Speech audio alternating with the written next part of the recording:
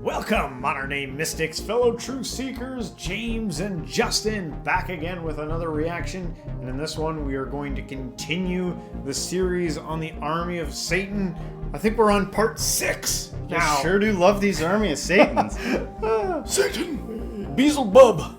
Yeah. The dark one. So, I did watch a little bit of it in preparation.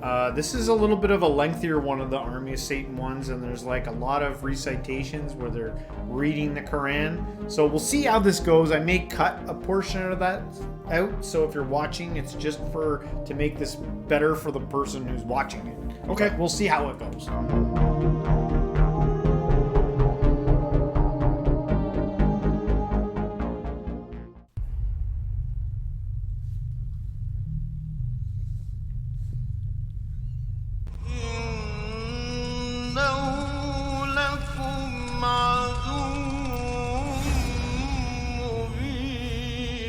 The Human Torch.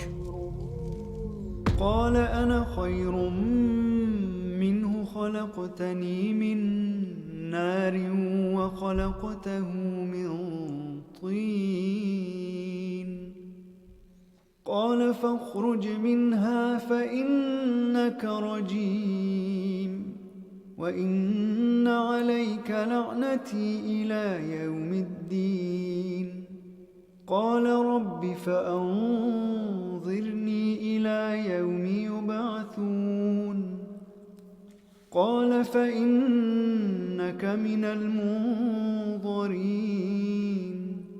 إلى يوم الوقت المعلوم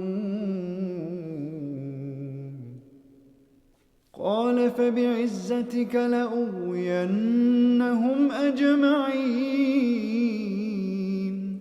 إلا عبادك منهم المخلصين قال فالحق والحق أقول لأملأن جهنم منك وممن تبعك منهم أجمعين.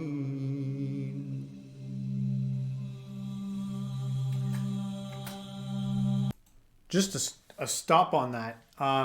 Okay, I don't want to be, I'm ignorant of this, so I think those were verses from the Quran talking about like the story of Satan getting kicked out. Okay. At least that was what I got from that. And I think that might be the first time I've heard it or seen it in the subtitles like that. Yeah. Kind of like that back and forth between Allah and Satan. Mm-hmm. So just, let us know in the comments you experienced, guys. Let us know if that is straight out of the Quran, which I think that was what that was.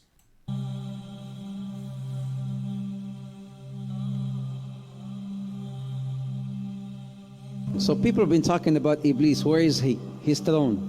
The Prophet ﷺ has reported, in a very sound hadith, which is in Muslim, reported by Jabir, that عرش الشيطان عرش إبليس على الماء عرش إبليس على الماء. The throne of Iblis, the throne of Shaitan, this is the master Shaitan. The master Shaitan, his throne is on water. Where? What water? What ocean? Allahu Ta'ala A'lam. But there are certain indications that could maybe tell us where his throne could be. There's another hadith where it says, إنه, this is also in Muslim, إنه عند برزخ الماء. عند برزخ الماء. What's a barzakh? A barzakh, it's like a partition. When you have the sweet water and the salty water, بينهما برزخ لا يبغيان, whereby the sweet water does not merge with the salty water. That's a barzakh. That's a partition. In this hadith, he says he is on this barzakh. His throne is on this barzakh. His throne is on this barzakh, which is again somewhere in an ocean. But now, I want to bring something up here. Have you heard of the Triangle of Bermuda? What happens there? I mean, something that nobody could still explain up till today. Flight 19. Have you heard of Flight 19? That disappeared. all these flights and ships that disappeared. The Tiger 1948, they got the black box. They hear the guy saying, I see something, I don't know what it is. And nobody could explain. I see something, I don't know what it is. And then they said, okay, we're sending help. It's been recorded. You can play it. You can find it on the internet. We're sending help. He said, okay. And then the guy comes back and he says, no, I cannot control the plane. I don't know what's this. I don't know what it is. And then he goes back again and he says, don't send nobody. Don't send no one. Nobody can help. Don't send no one. And then he just, after some time, disappeared. It's not only one flight, but there's so many flights that disappeared and ships that disappeared off of this Bermuda. So some said, does that mean that maybe the throne of Shaitan is there? Allahu Ta'ala A'lam, but it could be.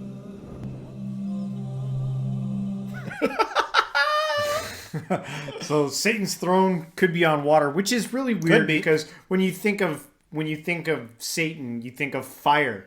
So it's literally the opposite place of where you think it would be. Right. And then it looked like he was trying to point out some correlation there between the Bermuda Triangle.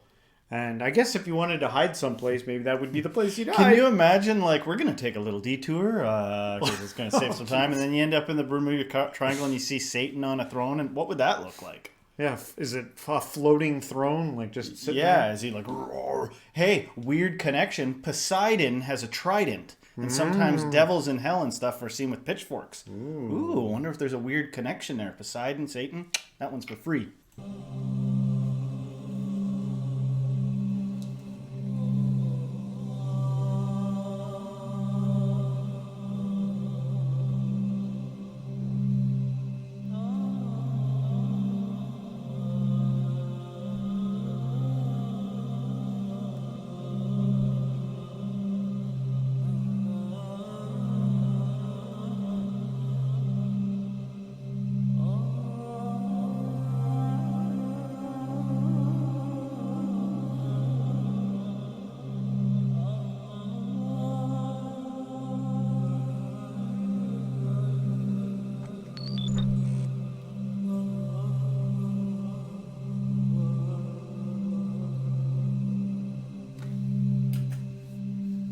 So I've noticed a theme in these videos of kind of pointing a finger at the Masonic Illuminati. This said Illuminati. I don't know how much Masons, Illuminati. Yeah, what's the overlap with that? I don't know. I have no idea. We have to have our fingers dipped in more of a conspiratorial realm. Yeah, but this video might get censored because underneath it was one of those like blue YouTube warnings about like the Illuminati, like, hey, don't let that happen. Fact checking Illuminati. You know, like, so I don't know what the heck that's all about. I got nothing. I knew somebody that was a Mason pretty well, and we were very close. Actually, I'm not trying to, spread any rumors or bad against anybody. Yeah. By that reason, one thing I was kind of still lingering thought about the scripture that they talked about at the beginning was seems like across the board, Satan's great sin was saying he was as good as God. Yeah, that seems to be the beginning of the fall for Satan, and like the overarching thing is that, and like some defining characteristic, like that's where the line in the sand was drawn. Satan was like, "I'm as good as you."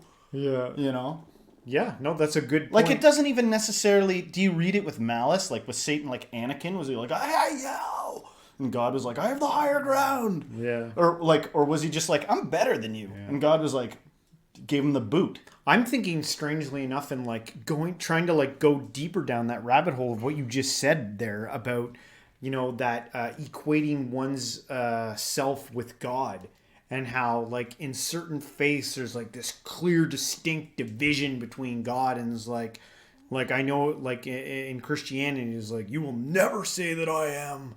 Like that's God's title and you won't have that. And then you get things like non-duality where like everything is God. The whole religion is the whole thing. And then oddly enough, the non-dualists, and somebody probably correct me about this, but just from my own, what it seems like, oddly enough, the non-dualists seem the most peaceful, the less apt towards war, the less apt to like have some crusade, like marching across the earth, just making sure everybody believes by the hand of God and armor. Yeah. The non-dualists are like, we're God, and so are you. And actually have, there's been like weird little non-dualist Buddhist revivals that like get, myths of them getting like found and slaughtered. Like, let's kill these enlightened bastards. But it's weird to me that this, in a fundamental sense, when you think about the pot, looking at the potter and being like, I'm better than you. there is something intuitively that irks, I think, a human mind about that. It's so, like a perverse, if that can be the word. You know, the thing that's couched within reality, looking at the greater reality and saying, I'm as good as you, or I'm better. But it's, how is it not adorable to God? Instead of, you know, like, imagine a little flea, like, you know? Yeah. Why is it like some cardinal, like, well, then I'm going to curse you for 1,000 years and put you in a position where you can bring other people under your flock, actually. I'm actually going to give you powers that make you be able to pull other people down. Yeah. Like, you know, if we follow this story, then obviously God, only God knows. You know, there's that is a fallback for a lot of this. Well, only God knows why he allowed all this, or Allah. Yeah, but definitely something worth thinking about. Yeah. Let's find out what the Illuminati are up to here.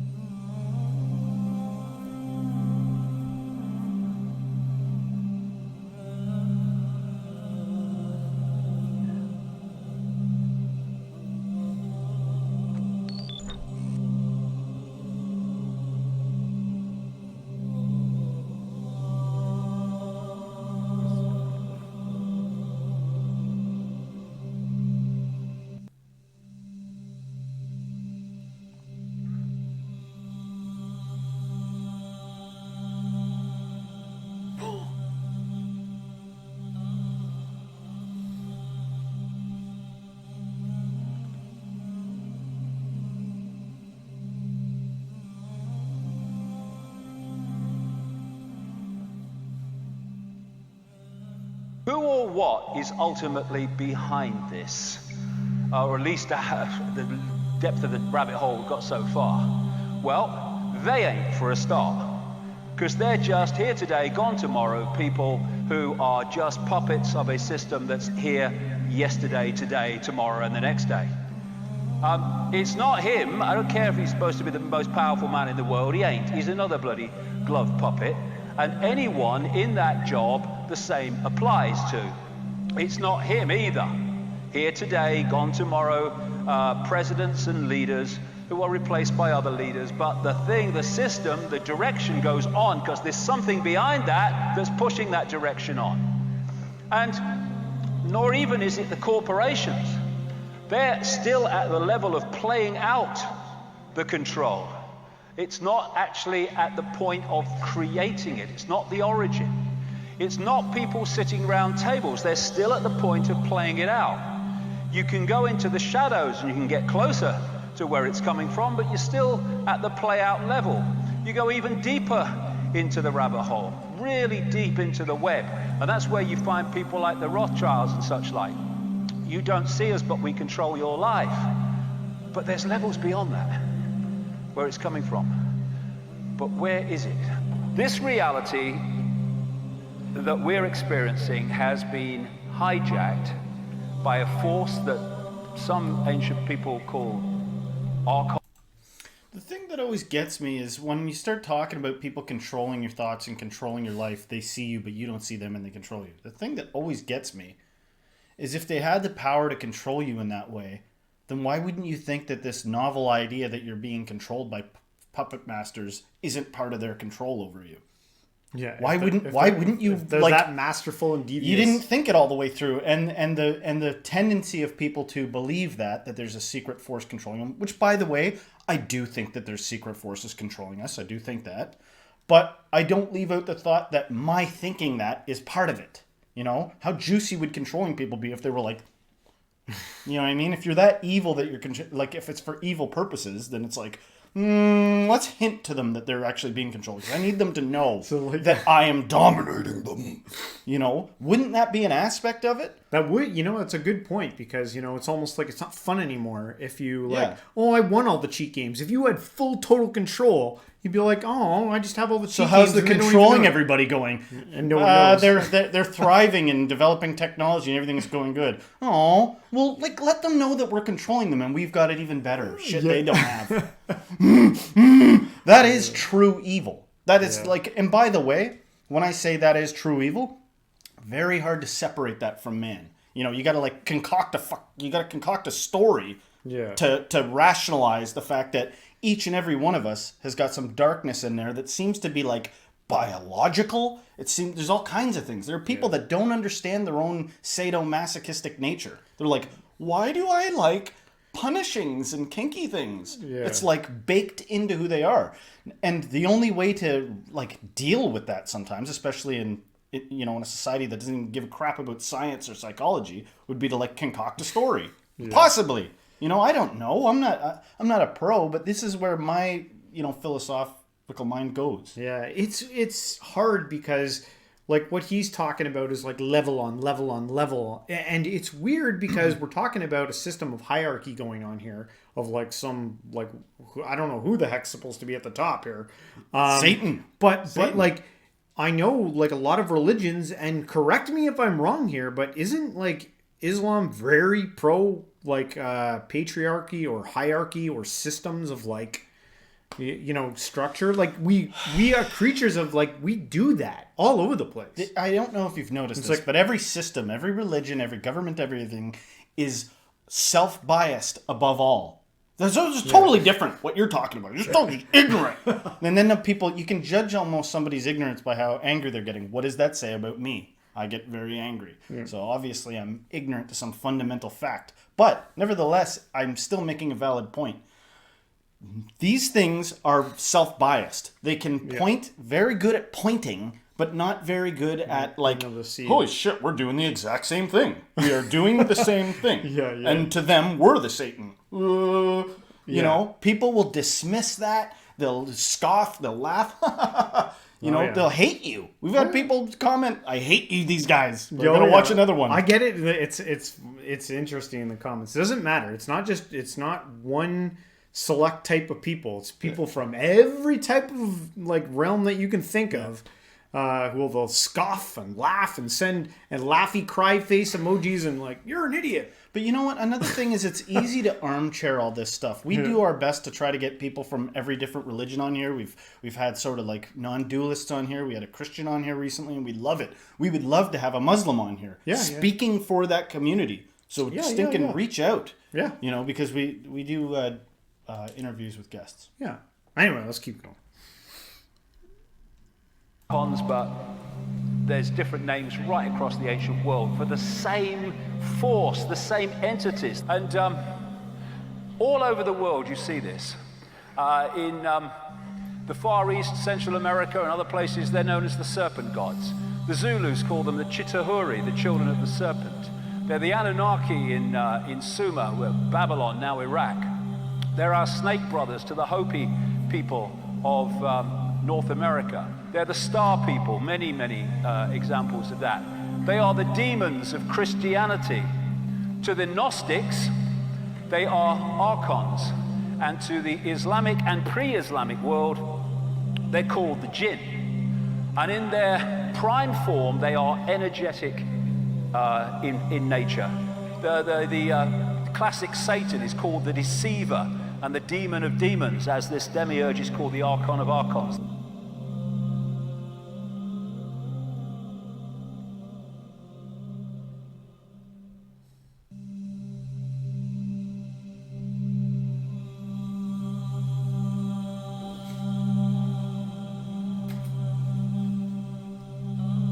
Why is Satan always scary? Why has he always got like black wings? Like, isn't there some things that say like Satan's beautiful? Wouldn't he be enticing, right?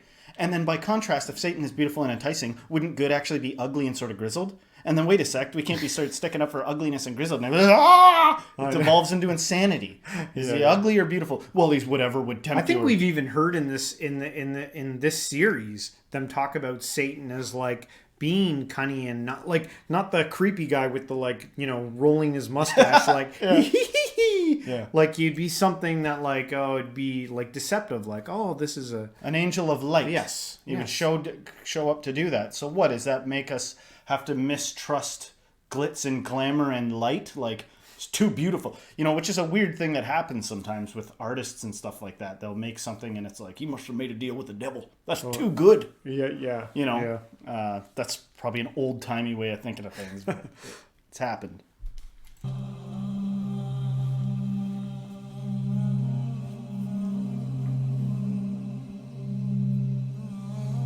The shaitan, he sits with his shayateen, they're giving him reports. So one shaitan says, I made this man commit zina. And shaitan, he just hears him. This is in Bukhari and Muslim, so it's a sound hadith. And another shaitan comes and says, I made this man steal. I made this guy do this. I made this guy do that. I made this woman do this. I made this woman make, remove her hijab. So they keep on, submitting their reports to him. And then one guy comes and say, this jinni will stand up and say, today I was able to separate a husband and a wife. You know what shaitan will say? نعم أنت you are my man. Come out. And crowns him. Hadith Sahih Muslim, Hadith Jabir. Reflect upon this. You know what's funny? Even like a vagabond heathen like me, so every now and then when they start talking about Satan's devious ways, I'm like, oh, I don't like that. Satan does sound like a bastard. I don't like him either. You know, and it's just interesting the things that, if they're listing off, devious things Satan might do, watch for where inside you spark up and you're like, yeah, I don't like that either. Satan is a jerk. Yeah. Interesting, because that's a form of self-biased. Yeah. It's like wait a sec. You were all, Justin, you were all like trying to deconstruct this thing a little bit a minute ago, but now I'm seeing my own urge to like bandwagon because it touches close to home. Yeah. But what does that say about, think about it, man. Do we have the capacity to think about things like that? Yes. Or are we like, no, it's not like that. I'm not even going to think about Well, it. there's like another thing going on here too that the more like I've been studying on demons and Satan and jinn and whatever you want to call it, part of it to me seems like a lot of it is not taking personal responsibility for the stupid things we do. Sometimes if you do something so traumatic to someone, say you do something really, really, really bad, and like you can't handle taking full responsibility, it's easy to blame a demon. It's easy to blame a Satan and say that they did that. And that does happen. That does happen. And look at I'm not here to prove that Satan is real or not. I'm just saying that it could be a possibility that might be something that you're going on. Satan could still be real, and you could still be using him as an excuse for the choices that you made in your life. But maybe some of us just need time, to come to terms with some of the choices that we've made in our life. Yeah, it might be a step up for someone to be like, I did something terrible and it was inspired by demons. It might be another 10 years before that person gets to the point where they're like, no, I actually did all of it. Now we're getting somewhere. Because you're right. It's a step up to blame it on Satan rather than be like, I did it and I don't even care. Yeah. That is a step up from someone to like feel guilt, process that and do that. But it's another step up for somebody to find science and go, no, it wasn't demons. It was actually traumatic psychology that I adopted from an abusive childhood. And then it's a further step up to look at everything in your life and realize everything you are is a result of things outside of you. Yeah. And then you're like, wait a minute, where's me? And then you realize you're everything. It's making you. And now we're going down the path that leads the wide way because nobody's going to go down it. Ain't nobody going to start thinking that far. Few are they that find it, and many are those that take the whatever's popular route. Yeah. So careful not to be too into things that are just popular. Yeah. Smoking weed is haram. Killing is haram. Adultery is haram. Name any sin you want. Divorce is not haram. Divorce is not haram. Why is he so excited? He's so happy about divorce. Why? Your enemy always likes to do what? Divide and conquer. Now he is able to divide the first unit in the community. Because look at your community. The community is made of what? Units. Imagine a wall, bricks. The family is the first brick in the community. The first unit.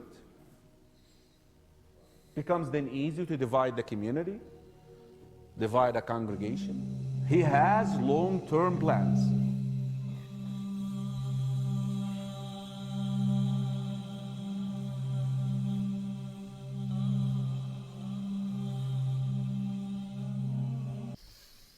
It was interesting there near the end. They had like meditation music going on while that guy was talking. I was like, I recognize that. I was like, wait a second, I like meditate to that meditation music. So the guy grabbed it off. I don't know where he grabbed it from, but it's like on my meditation playlist. That music there, and also the dividing of the family.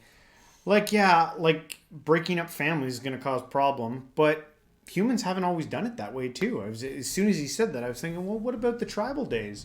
And, you know, the atomic family, like, it's worked for a long, long time, but it may not always be the way that we do things. I don't know about the Quran, but I know in the Bible, some of those early passages is like, and he took 2 wives. And this guy had a bunch of wives. I don't know about y'all. Maybe you could let us know in the comments what the fact is there. Yeah. I like I'm an atomic family. Yep. And I like it. But anyway, this was a good one.